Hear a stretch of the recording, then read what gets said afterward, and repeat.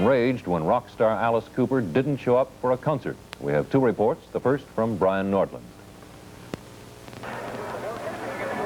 Police made about 30 arrests. Over 20 criminal charges have been laid: assaulting police, mischief to property, and causing a disturbance. This is the shambles left by a crowd of 14,000 who turned ugly when it was told the Alice Cooper show was canceled.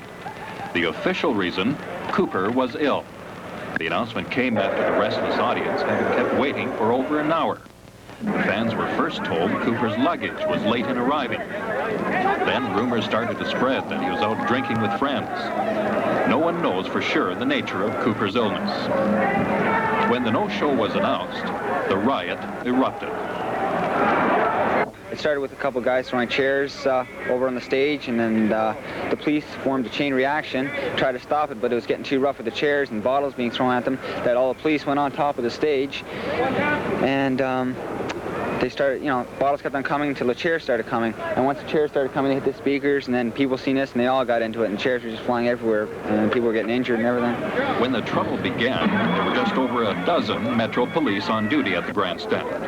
But almost 200 extra policemen were rushed to the scene. It took them an hour to clear the Grandstand. 18 people were hospitalized, including 5 policemen. Injuries ranged from broken bones to minor cuts. Estimate of damage exceeds $20,000. 135 folding chairs used on the field will never be used again. Grandstand benches were also demolished. 17 concession stands were smashed. Even turnstiles were ripped out. Outside the stadium, the crowd smashed vehicle windshields and headlights. Last night's rock riot is Toronto's third this summer. Fans went on the rampage on 2 other occasions at Ontario Place last May and June. Brian Nordland, CBC News, Toronto. This is Dale Ratcliffe. C.N.E. officials held a news conference late this afternoon to answer the questions surrounding last night's riot. The C.N.E. has no plans to reschedule the Alice Cooper concert. Aside from the Canadian Rock Festival canceled today, the balance of C.N.E. concerts scheduled will go on as advertised. The rock festival scheduled for today was canceled because the workers just couldn't repair the stadium in time. Malatrat said it wasn't until after 10 last night that officials knew for sure that Alice Cooper wouldn't be able to perform. And he said he was proud of the way Metro Police handled the riot. Last night's fans were high on both liquor and drugs. Police had only spot-checked those entering the stadium. In previous years, we put plainclothesmen in front of the Grandstand checking people in the vicinity. We did the same thing last night. As a result of their checks, they made around 16 arrests with regard to liquor and drug offenses at the beginning of the concert and before the concert. So what we did last night is what we did last year.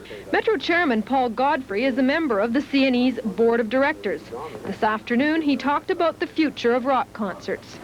We've had dozens of rock concerts over the years.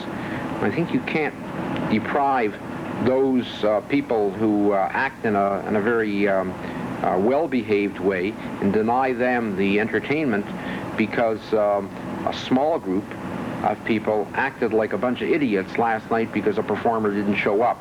And as for the man who caused last night's scene, Alice Cooper, there are differing reports as to what happened to him. One person who was backstage said Cooper did show up at the stadium, but that his road manager said he was, quote, a mess and couldn't perform. But a member of the backup group for Cooper said he never did show up. Because officials don't want a reoccurrence of last night when rock concerts resume here in a few days, they say every precaution will be taken. And Malatrat says that means more police. He also says the executive will be reassessing the future of rock concerts at the C.N.E. Dale Ratcliffe, CBC News, Toronto.